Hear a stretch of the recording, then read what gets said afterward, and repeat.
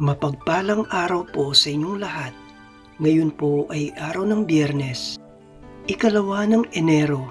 Pakinggan po natin ngayon ang mabuting balita ng Panginoon. Pagbasa mula sa unang sulat ni Apostol San Juan. Minamahal kong mga kapatid, sino ang sinungaling? Hindi ba ang tumatangging si Jesus ang Kristo? Ito nga ang Antikristo, ang ayaw kumilala sa Ama at sa Anak. Ang di kumikilala sa Anak ay di rin kumikilala sa Ama. Kapag tinanggap ni naman ang Anak, pati ang Ama'y sasa Kanya. Pakaingatan ninyo sa inyong puso ang narinig ninyo sa simula pa.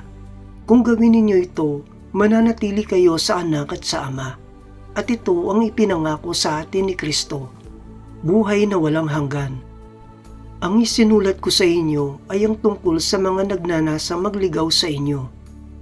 Ang Espiritu'y ipinagkaloob na ni Kristo sa inyo.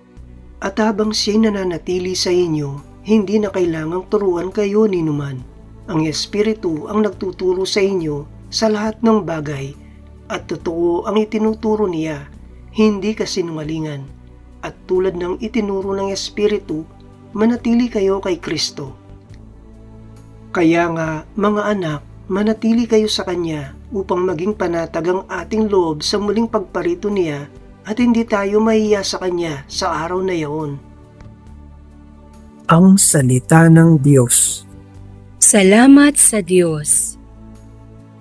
Salmong tugunan, kahit siya'y namamalas, tagumpay ng nagliligtas. Umawit ng bagong awit at sa puon ay ialay, pagkat yung ginawa niya ay kahangahangang tunay. Sa sariling lakas niya at taglay na kabanalan, walang hirap na natamo yung hangad na tagumpay. Kahit sa ay namamalas, tagumpay ng nagliligtas. Ang tagumpay niyang ito'y siya na rin ang naghayag sa harap ng mga bansay na hayagang pagliligtas. Ang pangako sa Israel lubos niyang tinutupad. Kahit sa ay namamalas, tagumpay ng nagliligtas. Tapat siya sa kanila at ang pag-ibig ay wagas. Ang tagumpay ng ating Diyos kahit saan ay namalas. Magkaingay na may galak, yung lahat sa daigdig. Ang puon ay buong galak na purihin sa pag-awit.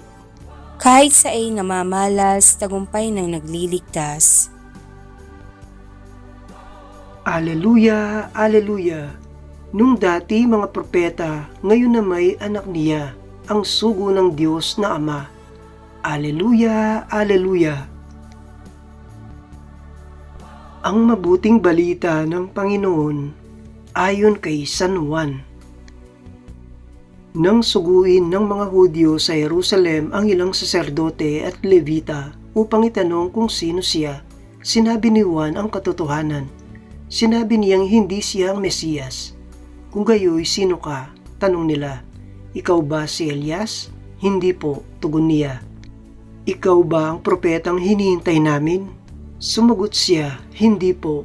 Sino ka kung gayon? Tanong nila uli. Sabihin mo sa amin para masabi namin sa mga nagsugo sa amin. Ano ang masasabi mo tungkol sa iyong sarili? Sumagot si Juan.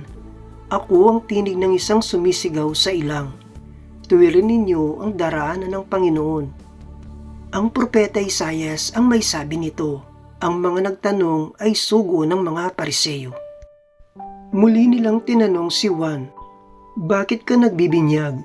Hindi pala naman ikaw ang Mesiyas, ni Elias, ni ang propeta. Sumagot siya, ako'y nagbibinyag sa tubig, ngunit nasa gitna ninyo ang isang hindi ninyo nakikilala. Siya ang susunod sa akin. Subalit hindi ako karapat-dapat magkalagman lamang ng tali ng kanyang panyapak.